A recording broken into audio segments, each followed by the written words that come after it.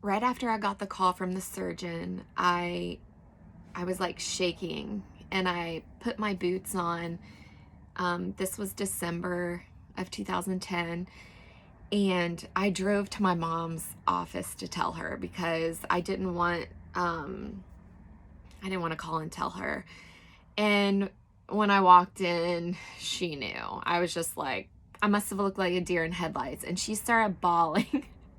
And looking back, it's kind of funny because all her coworkers like came around and were comforting her, and I'm just sitting there like, it's me.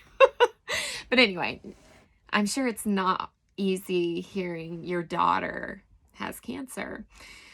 So anyway, that next week was a whirlwind. I saw an oncologist. I saw lots of residents, physician assistants, surgeon.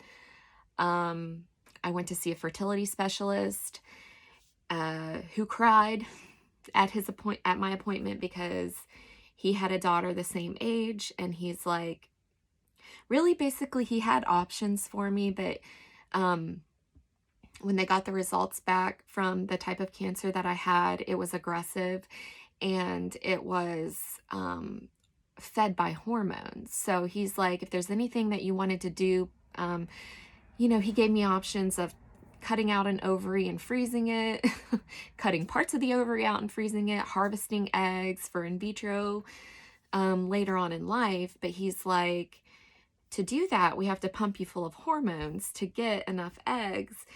And he's like, basically, it could cause the cancer to go rampant in your body. And they said I really didn't have much time to make those decisions because they wanted to get it out of me as quick as possible. And so I chose at that point not to do anything. I was like, I'm going to trust the Lord for my future.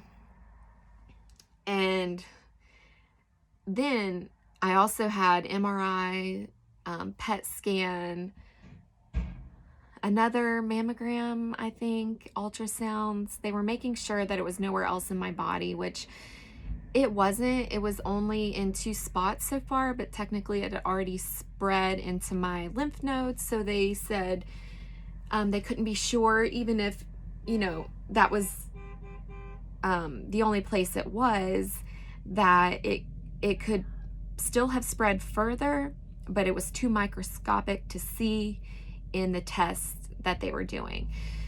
So anyway,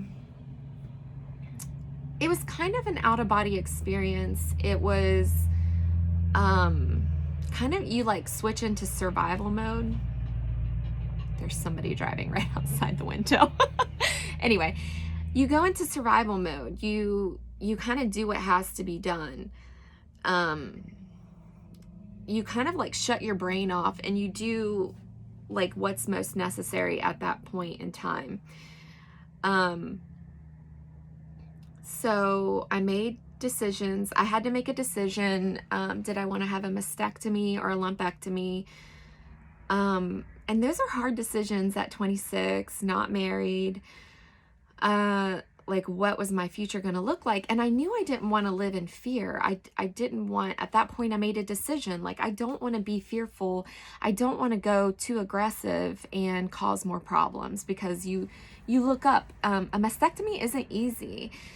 It's not an easy solution, and it's not foolproof for cancer not coming back. There's options of mastectomy, double mastectomy, having your ovaries removed to stop the flow of estrogen and progesterone in your body.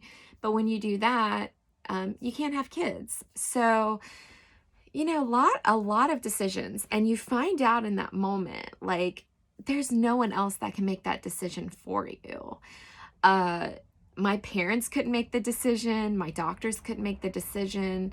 They give you options. But like I said, it's your choice. And, my oncologist was like, I'll be comfortable with either decision that you make. The surgeon was like, if you have radiation, it's very hard to do a mastectomy later if cancer comes back. So I'm just letting you know the plan is for chemotherapy and radiation after surgery. And if we do that, you could have so much scar tissue that a surgery might not be successful later on. But with all that, I prayed. I'm like, Lord, what do you want me to do? I really don't want my boob to be cut off. I'm getting real on this. So if you're a child or a teenager, man, whatever, if you're squeamish, I'm going to talk about it.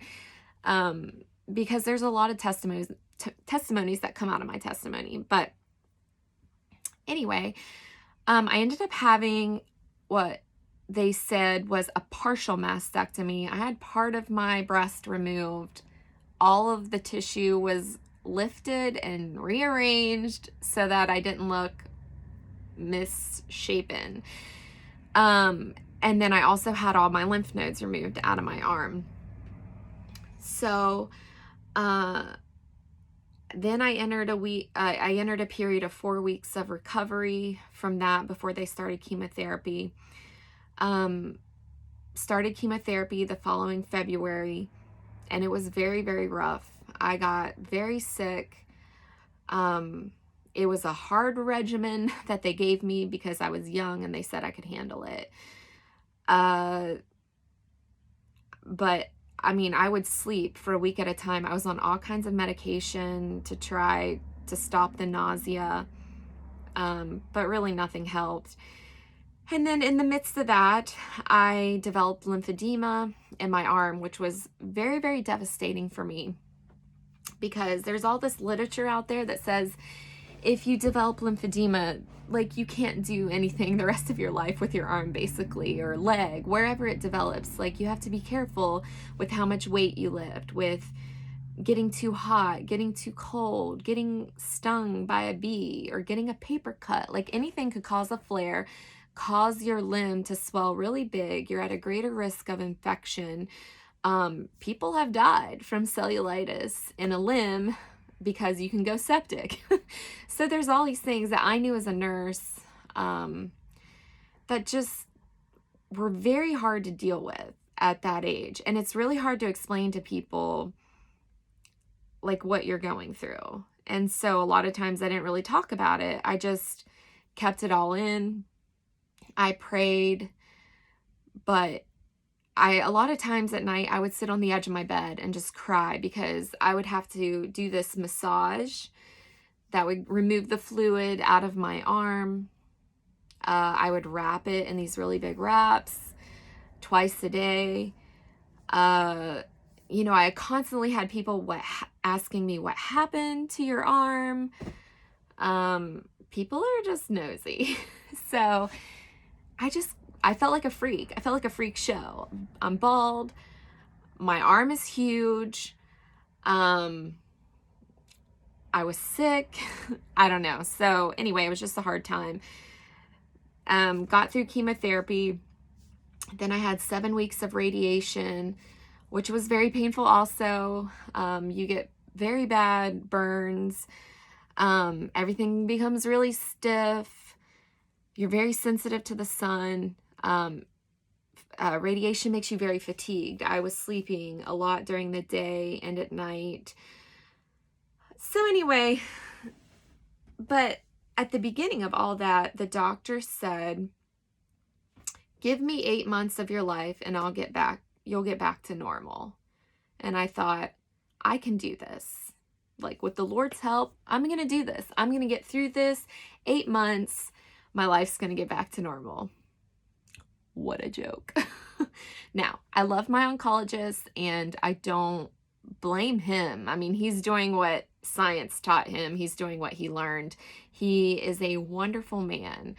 The kindest man like I've ever met. And I'm so thankful that he came into my life when he did, because he gave me a lot of hope and was very joyful through the whole process. And I don't know that I would have had such a great outcome or such a great outlook if it hadn't been for him. So he helped me get through a lot of tough decisions, the best that he knew how. So I don't blame him for any of what I went through, but he said, give me 8 months and will get your life back to normal.